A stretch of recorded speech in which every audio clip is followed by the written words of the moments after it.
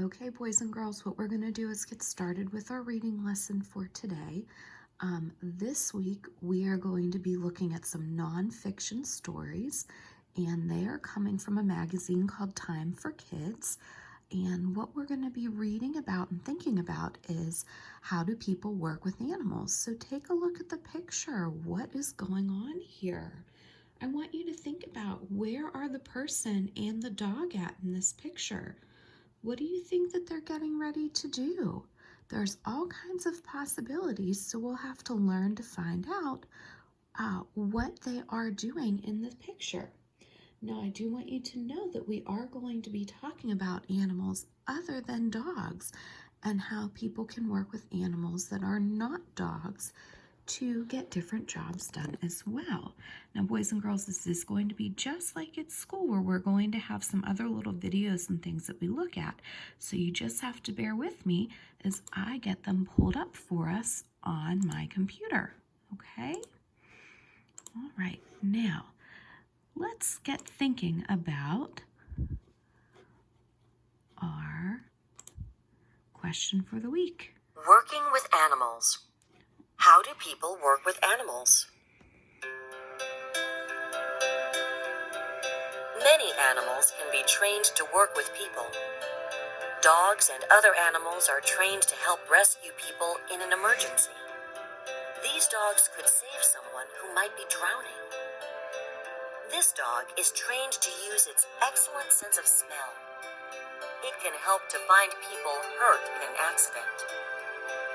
Other animals are trained to work with police officers. This horse learns how to walk slowly and help the officer keep people safe at an outdoor event. Animals like this elephant can even be taught to pick up a brush and paint a picture. People can work with animals in many ways.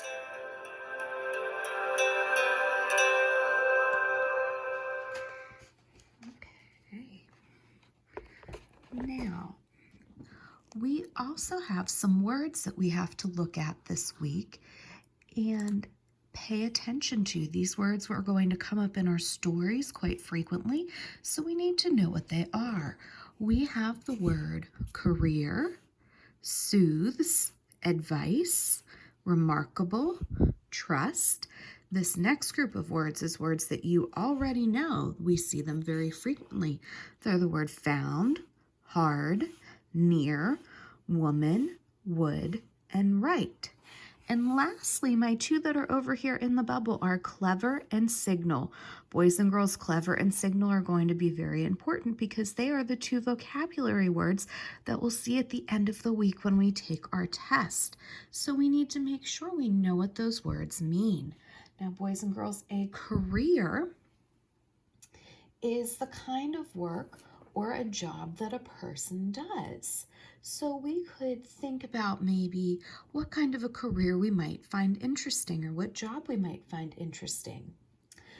The word soothe, if something soothes you, it makes you feel better when you're upset. So an example of that would be an ice pack. An ice pack is something that might soothe us when we are hurt or if we were to be a bit overheated. Okay, we'll come back and take a look at some of these other words throughout the week. Now, I do want us to look at clever and signal right now, though, because like I said, these are important words that we need to know. Boys and girls, if you are someone who is clever, then you are quick to think of very good ideas. So an example of using the word clever would be the clever student thought of a way to solve the problem.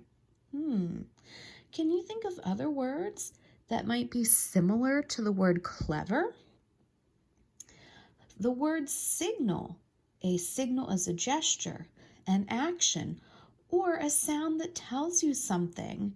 So an example of the word signal would be when a traffic light turns red, it is a signal to stop. What are some ways that you could use your hands as a signal? So, as I said, we'll come back and look at some of those other words later this week.